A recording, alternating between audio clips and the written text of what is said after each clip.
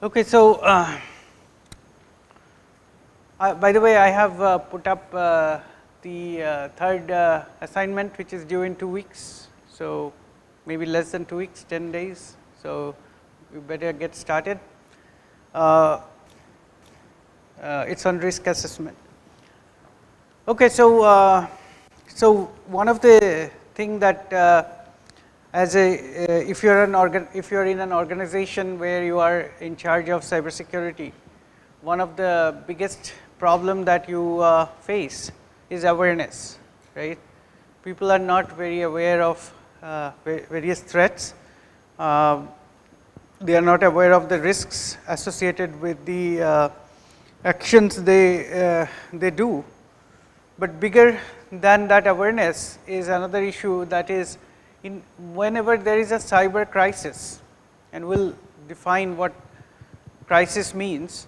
Whenever there is a crisis situation with respect to cyber attack, for example, your entire data is ransomware, it's encrypted by a ransomware gang, or your entire personally identifiable database has been exfiltrated out and it's now available in the dark web, or if you have a tremendous hundreds of gigabps DDoS attack on most of your web applications, and your business cannot sustain that level of unavailability, then we say that there is a crisis, right? So these are called cyber crisis. Now cyber crisis needs to be managed because we cannot assume, and this is what the fundamental concepts behind risk framework and everything. Almost everywhere we talk about cybersecurity, we talk about resilience. We talk about ability to withstand a crisis such that your degradation of your services, degradation of your performance is rather graceful. It's not like everything collapses and you do not know what to do for a while until you call in some emergency response team and they somehow rescue you out of the situation after several days. That's not resilience. That's a really unprepared situation. So to get resilient posture for against cyber threats, you have to be prepared, and to be prepared, you have to actually have plans. How do you, what we call emergency preparedness or crisis management plan. Also, there is something called business continuity plan or business recovery plan, right? So this is where cyber meets the business, right? So because eventually a cyber crisis will affect your business, and the reason why cyber is important is because it affects your business. Otherwise, why would you care, right? So it affects your business in many different ways. One is, of course, your functional business functions may be inactive, and therefore you won't be able to proceed with your regular business like serving customers.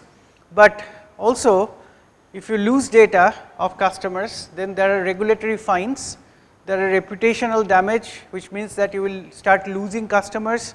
So there is also a monetary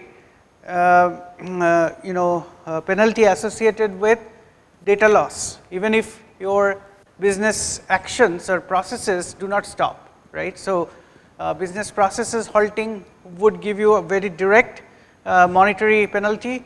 For losing data, you will get an indirect penalty in terms of, if you want to calculate that in terms of economic terms. So, and that's why the impact, like when we did the risk assessment, we talked about the impact. The impact comes from this monetary quantification of whatever happens whenever a cyber incident happens.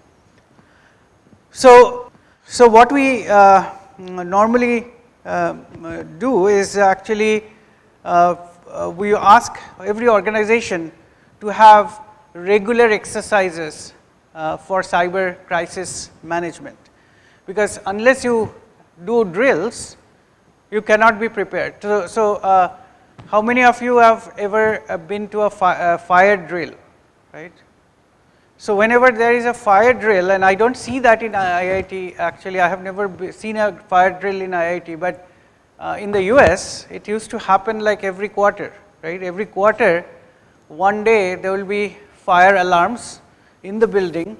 Everybody has to come down to the what they call assembly point, right?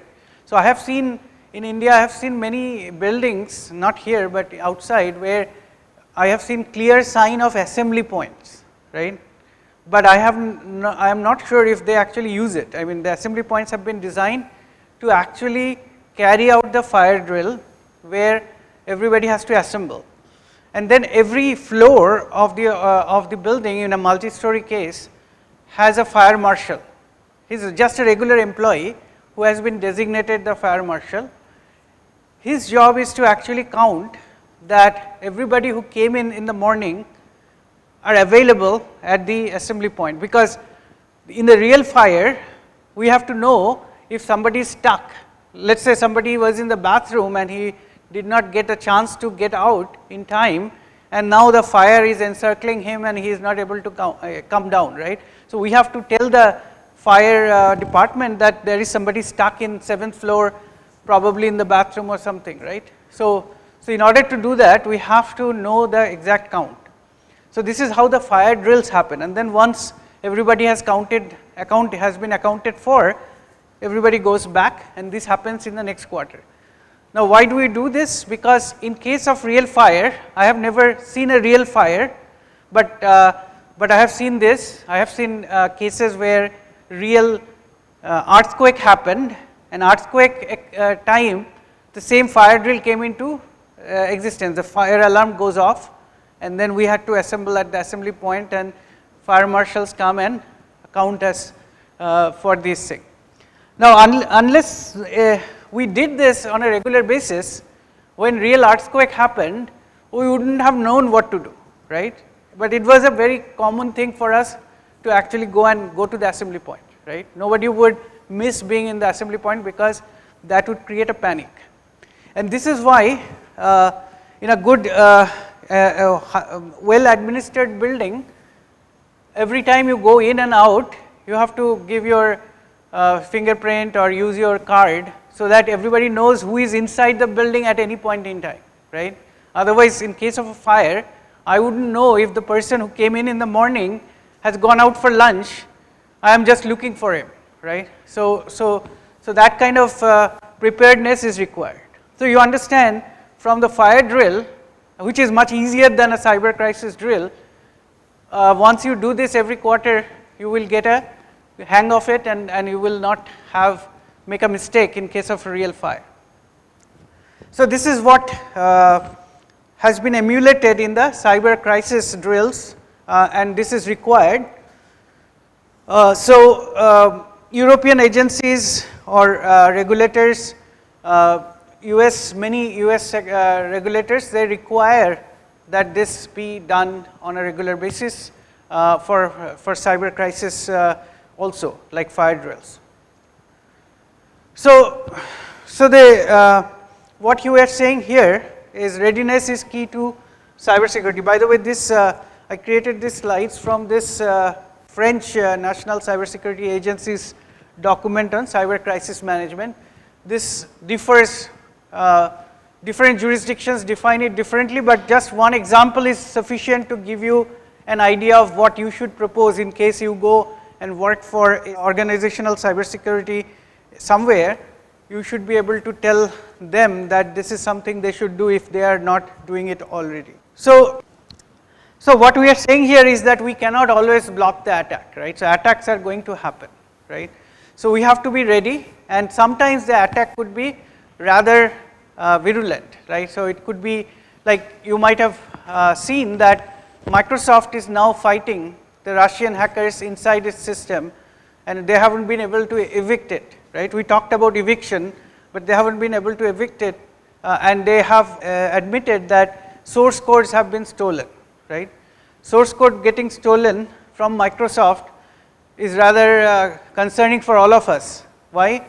because that source code might have vulnerability that are not known easily, but they could actually be exploited if the attackers have access to the source code. So we do not know what source code they got, but this is a crisis, right? So what is to be done during this kind of a crisis, or when the attacks happened in Colonial Pipeline, right?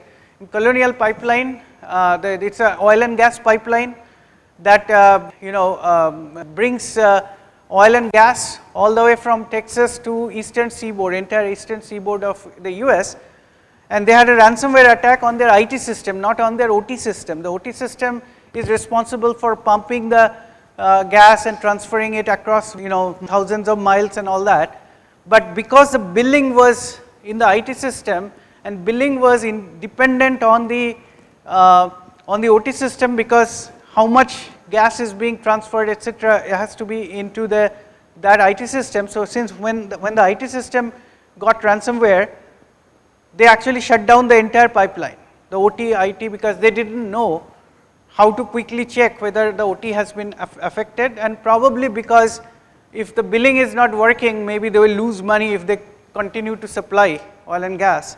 I do not know exactly what was the reason.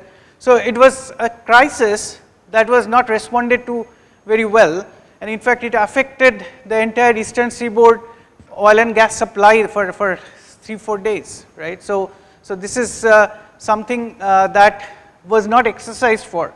Now all kinds of crises cannot be exercised for, because you might not have even modeled that threat, right? So threats have to be modeled, etc.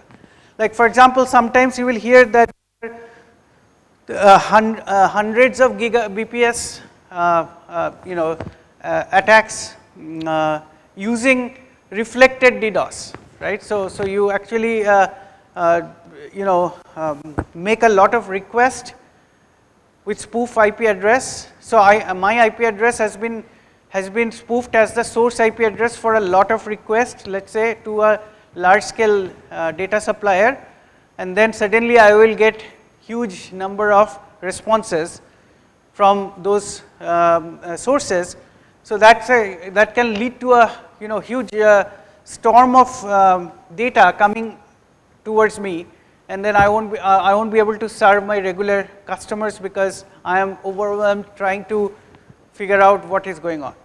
So you have to think of all kinds of different threat scenarios which can lead to crisis, but you cannot really plan for everything. But whatever you can plan for, you have to do exercise, and organizing these exercises can also lead to not only awareness, but also debug your process and procedures for handling the crisis, right? So you have to know how to handle the crisis. There should be set operating procedures, right? SOPs, right?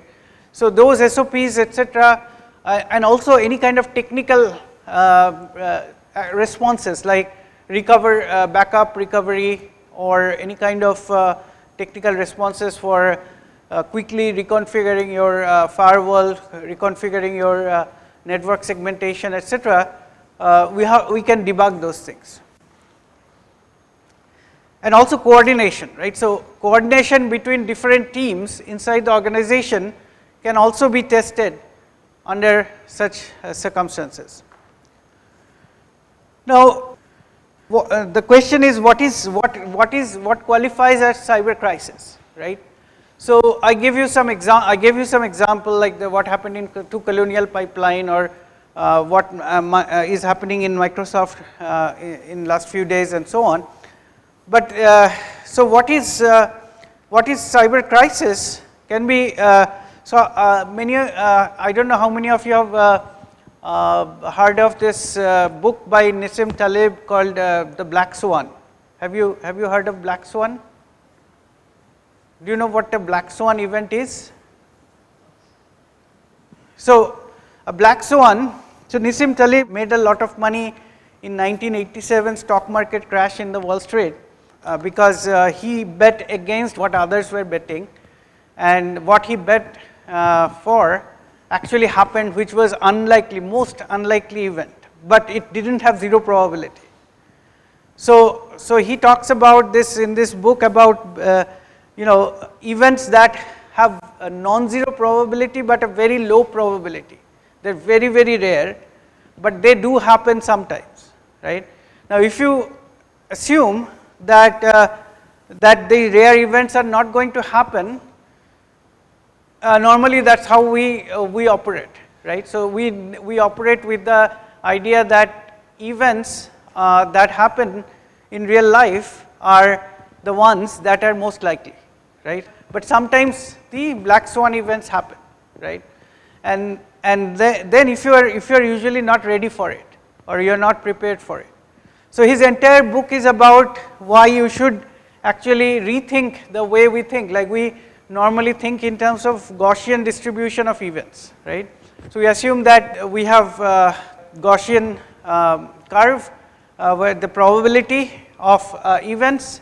So whenever the Gaussian curve is fattest in the middle, right, around the mean, right? So we assume that those are the most likely events, so we should prepare for those. We do not prepare for the tail end.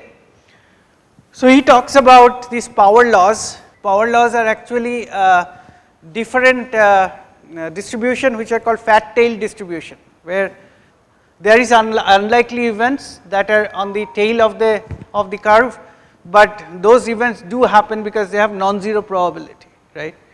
So here this curve is actually, this curve here, what you are seeing here is actually sort of the same story, that cyber crisis are the events that have very, very high impact, but they are less probable. So actually this curve is kind of confusing because you see that the rarity of the event is on as you go up, right? It should have been the opposite, and it should have been coming down, that from the cyber crisis, from common anomalies to cyber crisis should have come, from the northwest to southeast. It should have come down, but it has been drawn like this. So you see that very low impact events are the common anomalies, right? But they are most common, right? So normally we often, like in our intrusion detection system and everything, we are often prepared for this detection of common anomalies, how to respond to them, and so on. Then we have minor incidents which has slightly higher impact, and they are a little more rare, but not as rare as major incidents. Major incidents have pretty high impact, but they have even rarer, right? And then cyber crisis is very high impact, but they are also rarest, right? So you do not see that a huge attack happening to your organization on a regular basis, right? So you do not see them. You may see them in like once in several years, right? Or maybe you do not see it for once in several years, maybe once in a decade, right? Now the question is that are you prepared for it, right? Because it will be extremely impactful if it happens to you, right? And our mentality is that usually we are prepared for these kind of things, right? Minor incidents, common anomalies, right? So somebody gives unauthorized access, or somebody is trying to access unsuccessfully for several times, or something like major incident, something like a limited ransomware attack on a limited set of people, this kind of stuff, or a limited set of machines getting compromised by some kind of malware, etc. Cyber crisis would be when your entire business process is non-functional, right? You are unable to do your business, whatever your business is. If it is an educational institute, your business is to serve the, schedule the classes, do registration, take payments, pay salary to employees, pay scholarships, and run the LMS, run the portals, run the VPN, run the email system, FTP system, web presence, web applications, all this stuff is your business. In case if you are Amazon, then your business is mostly on online. Also warehouse maintenance and all that stuff is also automated. So cyber crisis is very unlikely, so we do not think about it, and that's why you should read the book, the Black Swan. It's going to be very useful for other reasons also. So characteristics of cyber crisis, first of all, its impact will be ubiquitous, right? So it won't be like like few people got affected in the organization. It will be majority of the people will be affected, right? So that's one important aspect of a crisis, and it's pretty intense. Its effect is going to be pretty intense. It won't be it won't allow you to do things. Potential long-term uncertainty. So you do not know when you will get out of this. Remember, AIMS 22, I think it was October or something. AIMS is the All India Institute of Medical Sciences. They got ransomware, right? And major data for patient images and diagnostic images, etc., they all got encrypted, and most probably they also got stolen. We never got the full analysis of what happened because it was considered as a national security event, and NIA got involved. So a lot of the information is not known. But the point is that at this point, this AIMS actually went on manual procedure.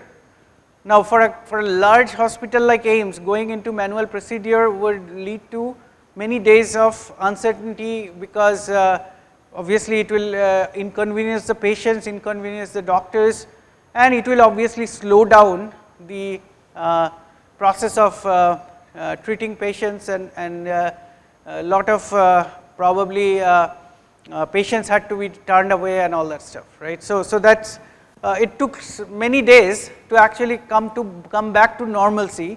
So that's many days of potential uncertainty when this thing happened. Now then obviously the event that happened, any kind of detection is present.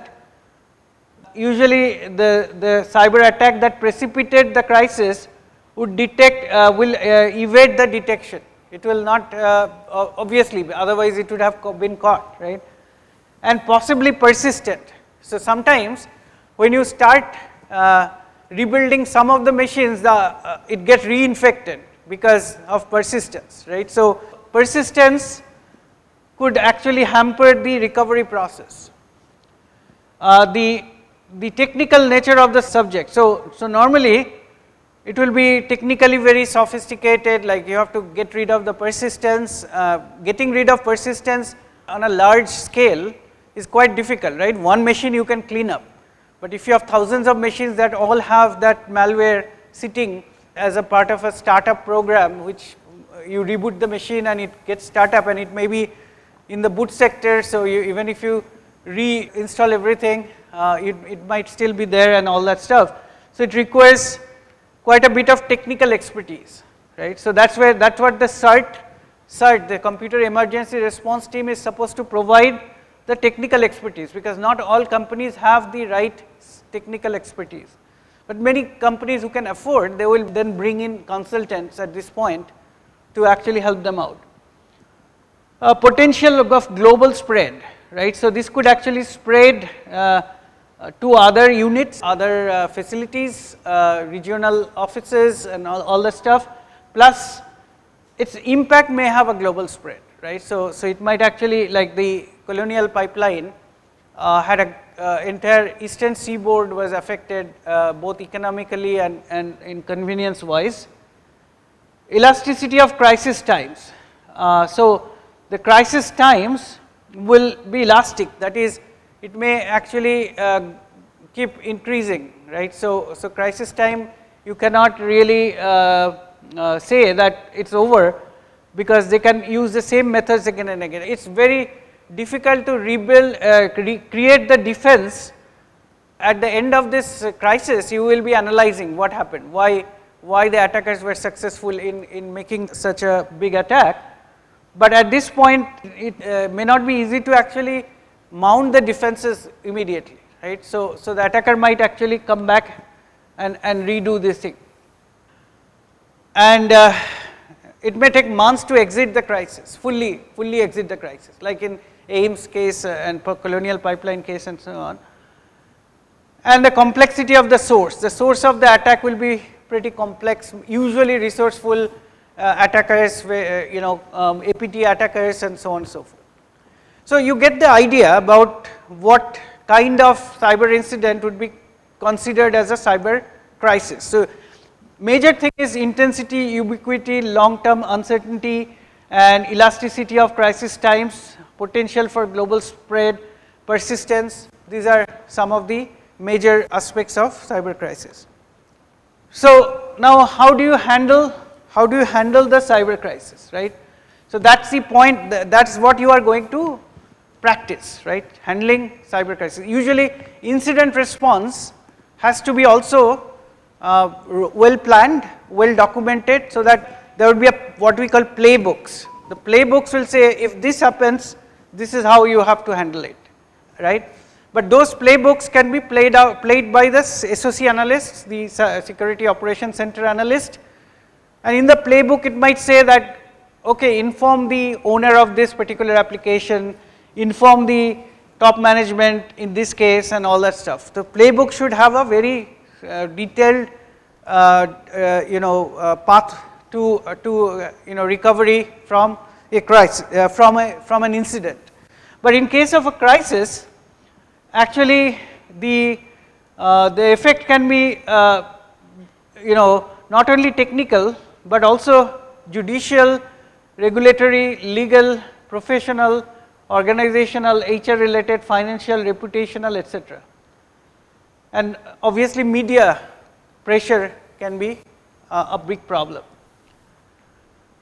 So therefore crisis handling requires coordination of variety of teams. So this is where it goes beyond technical and it goes into the scopes of actions and decisions, like technical and strategic. So business continuity communication, teams in charge of security or SIS and IT services and so on. Now this is where, so one thing that you will learn over time as you grow is that people don't succeed just because they are technically genius, right? Technical genius seldom succeed but just because of the genius. It actually, the success depends on how good you are at teamwork, how good you are coordinating with others, how good you are in taking a leadership posture when something like this happens, right? So that's how you get you get attention of higher leadership, and then that's how you grow in a company, right? So if you're working in a company, you seldom just grow. Of course, technical strength gets you quite a bit far, but it may not get you to the top. Like you don't become Sundar Pichai just by being technical, right? Or those kind of guys. So, and nobody told us when we were students about that. So that's why we didn't become Sundar Pichai, right? So, but anyway, so I'm telling you, so you have a chance to become one big person. But in any case, so you have to be able to do all that, right? So handling requires coordination of variety of teams. And steps required by the technical team are investigation, remediation, stabilization. So technical team will do all this, like they will investigate, forensic investigation, they will try to remediate, fix the problems, and then stabilize the system so that it doesn't keep going down and again, right? Now these procedures, what needs to be done, must be documented and integrated into dedicated plan. Right. So this is very important, the documentation and availability of that documentation. This documentation should also be available in hard copy, because all your computers may be down, at the time when you have a crisis, right? So you should not depend on only on digital copy. You should have hard copy of this available to where it is required. So that is, so up to this we were just talking about what happens, what is cyber crisis and what is expected from the entire organization in case of a cyber crisis. Now we are going to talk about how to prepare for a cyber crisis, assuming you have a documented plan, right? Most cases you won't find the documented plan, right? So CERT in Indian CERT, the Computer Emergency Response Team, has a template for cyber crisis management plan. But that entire template is wrong. The entire template is about incident response. It does not talk about crisis, because crisis is different from regular incidents. So this crisis management has to be well documented. A plan for a crisis should be well documented. And then, because in order to do the exercise, you need that documentation, right? So you will actually, what you will do is that you will simulate a scenario. So a chain of fictitious events simulating a realistic crisis, but not a real one, right? So you will put the stakeholders together, right? The CISO and the CRO and the Chief Financial Officer and Chief Regulatory Officer and the maybe CTO, etc. Put them together and then say, assume that we have a ransomware attack, and assume that this they will actually create a scenario, like they will say, okay, so assume that our New York regional office first noticed in the morning that there are machines which are showing ransom notes, right? So now what we should be doing at this point, they will say, when the discussion starts, then there would be discussion coordinators. The coordinator will say, now we just came to know that the same thing is being seen in Washington office, right? So crisis will be escalated as the discussion goes. And then the coordinators will notice what the CISO is saying, what the CISO is wanting to do, and what the risk officer is wanting to do, and so on. And then they will reference back to the document and say that what you are saying is not according to the plan, right? So that way they will actually help the CISO and all to get used to actually executing the documented plan rather than thinking on top of their head, right? So that's the idea. So it takes place over a limited period of time in a context designed for occasion and based on handling the management of crisis that occurs at the time of the scenario is being played. So crisis management exercise should not have real impact on the organization activity, it is just simulated, right? Now, sometimes you may have to simulate it in a rather intense way, we will talk about that, but in this case, unless you require it, you do not do too intense. So it is not intended to surprise or trap participants, right? So you are not going to actually attack, like one day some the CISO comes to office and the coordinator of the cyber crisis gaming coordinator just really encrypt his machine. That is not supposed to happen, right? I mean, you don't really encrypt anybody's machine or make something inoperational or something.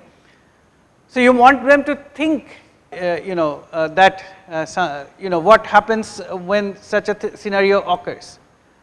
So it's supposed to guide them in a structured training session and based on well-defined and communicated and shared goals. And the exercise will be considered successful when it has engaged all participants, enabled them to learn from the exercise, and encourage them to repeat the experience, right? So everybody has to learn something from this that they didn't know last time. So in case of fire drill, for example, first time I had a fire drill, I found it very interesting experience because first of all, I didn't know where the assembly point is.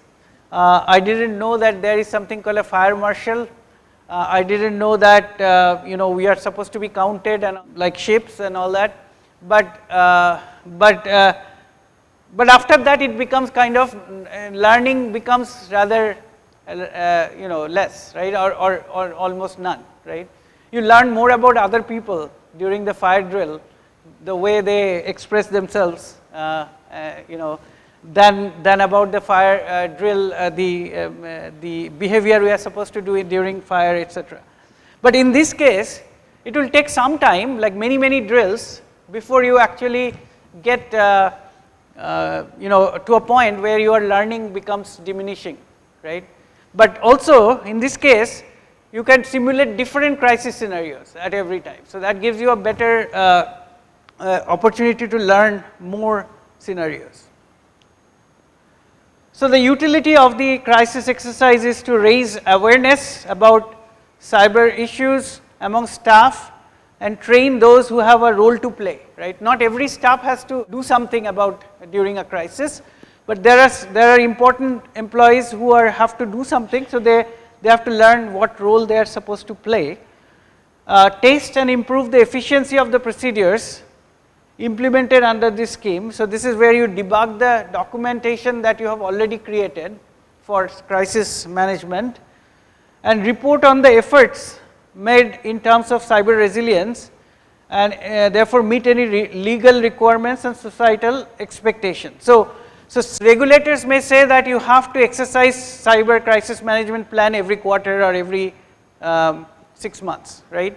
So in that case, by doing this, you are also meeting the regulatory requirement, maybe also expectation, right. So you know that India is number 10 in the world ranking of cyber preparedness, right. Now that having worked with most Indian agencies, I cannot understand how they can be number 10, but they are number 10, which means that where the societal expectation. So for some reason, the expectation is that the Indian organizations, critical infrastructure organizations, they are very well prepared for cyber crisis, right. That's why they are number 10.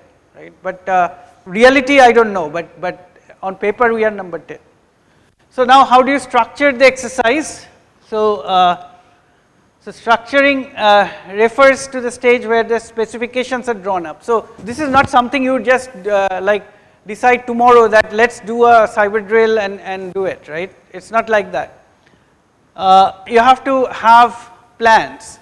So exercise planners must create a project structuring document with goals, scope, theme, duration, participants and game conditions. So these are the things that you have to document before you start. Interestingly, so last year the students who took this class last year, among them this one group actually formed a company, right, startup company that they're actually a company of deception company. They do honeypots, right. But they got a project with an academic institute called BitRachi, I think, BitMestra, and they were asked to actually help them improve their cyber posture after the Ames incident, actually, right. And this company actually did cyber crisis exercise based on what they learned in here, right, in BitMestra, and apparently it went pretty well. But so you can actually design your own cyber crisis management drill exercise if you want.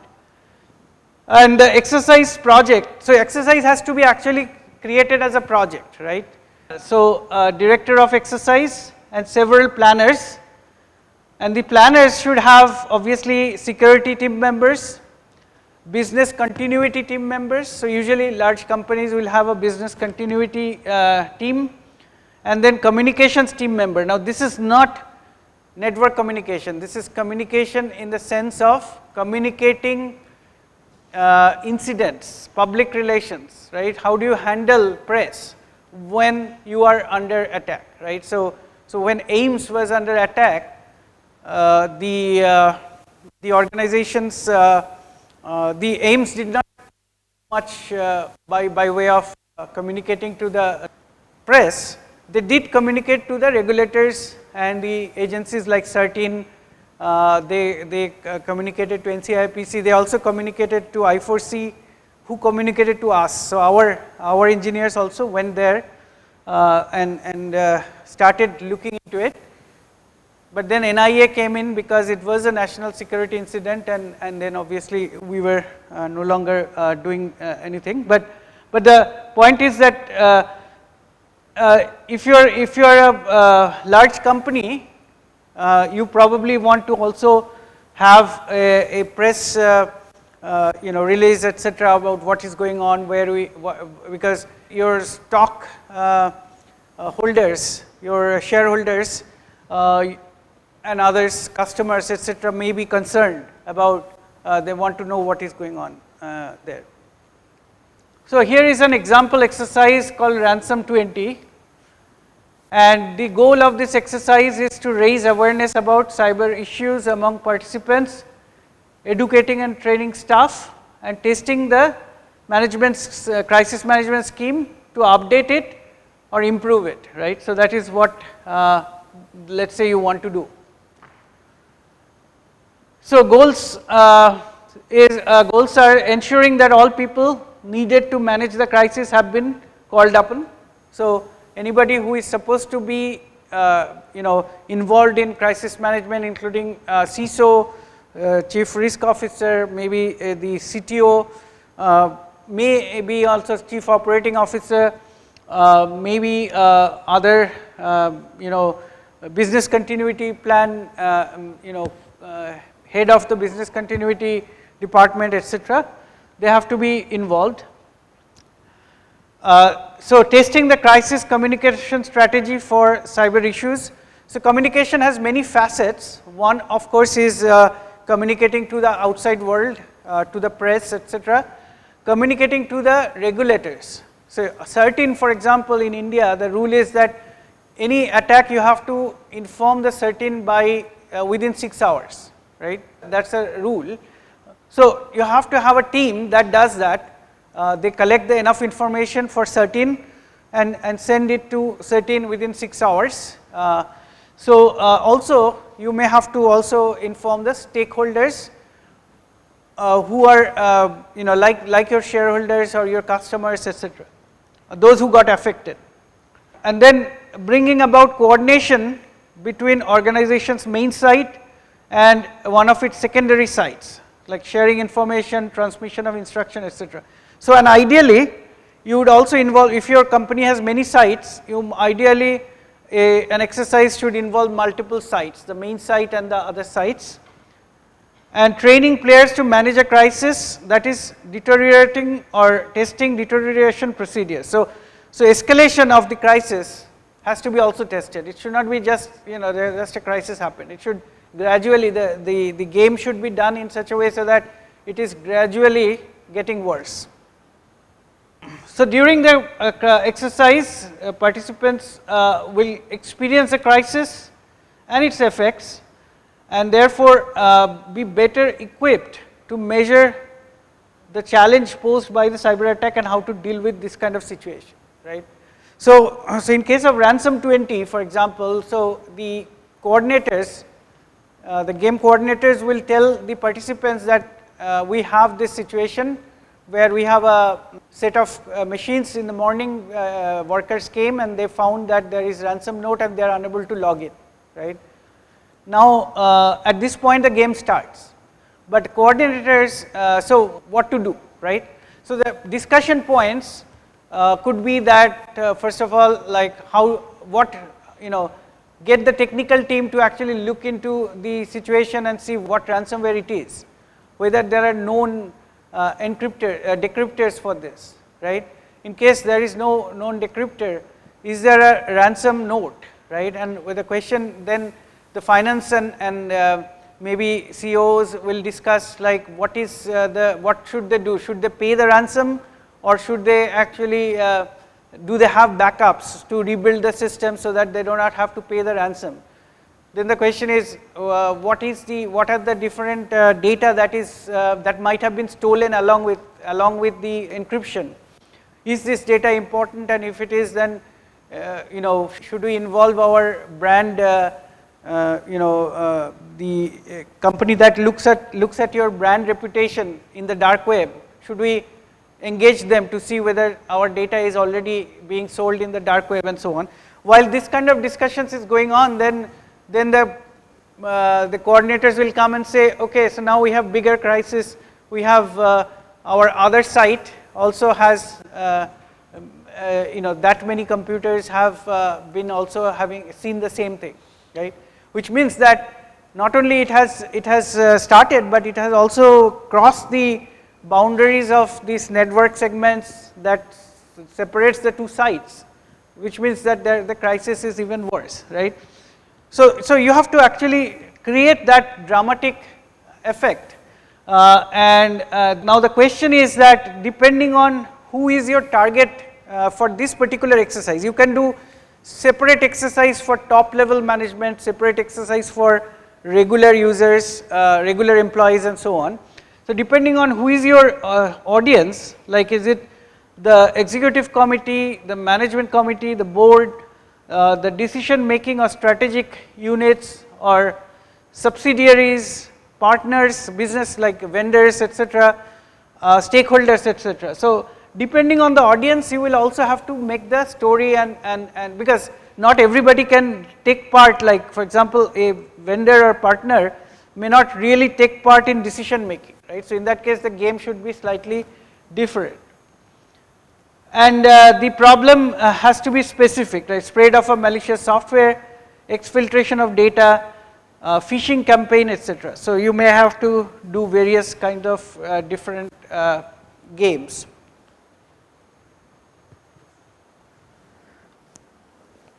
So now obviously by doing this kind of exercise, you are going to educate or train your staff, for example, how to work together across teams, right? So the SIS team, this is a security team, they are very technical and they are not very good at communication and so on, but now you will have to work with the crisis management team. And this is good because later on during an actual crisis, they have to be able to work with the crisis management team, right? Obviously you can help, this exercise will help you develop procedures specific to cyber issues. Check that players take full account of all the issues raised by the cyber attack, so you understand the implications, all around implication. You can practice choosing between different containment, bypass or remedial plans, where each plan will impact the organization activities in specific ways. So you may decide in different ways. You may say, okay, let's disconnect all the machines that have been affected so far, and let's hope the others have not been infected and the symptoms are not showing up yet. Or you can do some remedial plans, or you can try to bypass the issue by disconnecting and so on. So, but each action you do will have different impact on the organization. So the staff has to understand, and what will be the actual impact of doing any of these will depend on the specific organization, specific network structure and configuration and so on. And then you can develop the expertise of the crisis unit and professionals in the field of cyber communication, like towards customers, collaborators, service providers, subsidiaries, authorities, media, etc. So this is about communication part, and test the coordination with other stakeholders in the crisis, like subsidiaries, providers, customers, users, other sites linked to the organization and so on. So these are some of the advantages of doing this kind of an exercise, right. So I think we have run out of time. So we'll be able to finish it tomorrow. So we'll be done with cyber crisis by tomorrow. Thank you.